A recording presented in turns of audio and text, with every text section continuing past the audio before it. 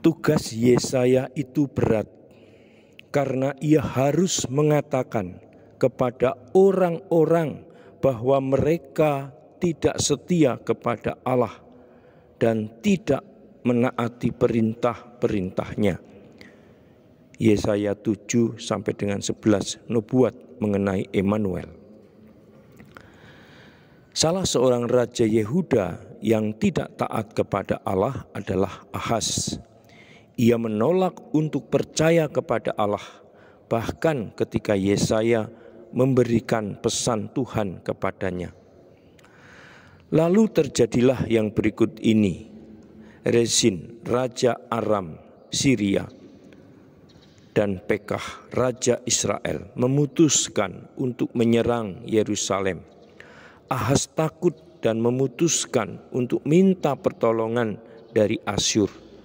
Hal ini berarti tidak hanya harus membayar pajak yang disebut upeti, tetapi lebih buruk lagi, harus beribadah kepada dewa-dewa Asyur sebagai ganti Tuhan.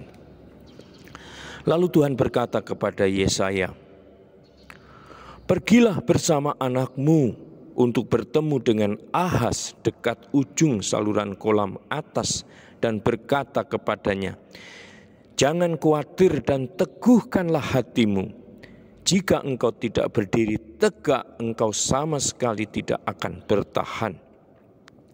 Kemudian Tuhan melanjutkan perkataannya kepada Ahaz, "Mintalah kepada Tuhan Allahmu untuk memberikan tanda."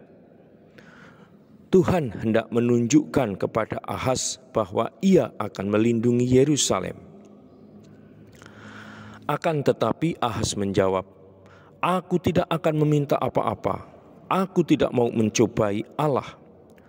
Mendengar itu Yesaya berkata, "Dengarkan keluarga Daud, tidak cukupkah engkau menguji kesabaran manusia, sehingga engkau menguji kesabaran Allah juga? Sekarang Tuhan akan memberikan sebuah tanda kepadamu.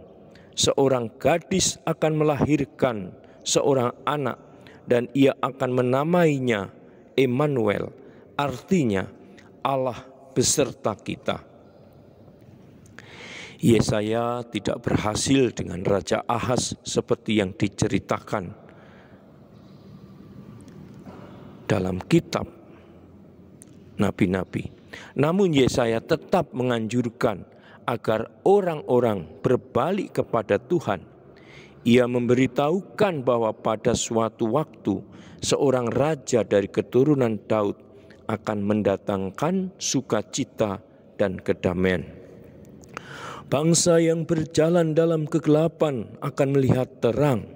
Cahaya akan menyinari mereka yang berada dalam kegelapan. Engkau mendatangkan sukacita yang besar. Mereka bergembira karena kehadiranmu, sebagaimana orang bersukacita waktu panen. Karena seorang anak dilahirkan bagi kita, seorang anak diberikan kepada kita, di pundaknya akan diserahkan kepemimpinan, dan namanya adalah Penasehat yang mengagumkan, Allah yang kuasa, Bapa yang kekal, dan Pangeran perdamaian. Yesaya menggunakan lambang-lambang yang menunjukkan bahwa anak ini akan sungguh membawa damai.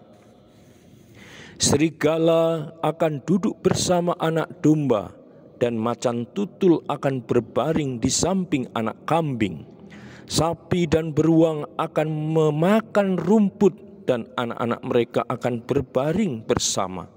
Singa akan makan jerami seperti sapi. Bayi akan bermain dekat lubang ular, dan anak kecil akan mengulurkan tangannya ke sarang kalajengking.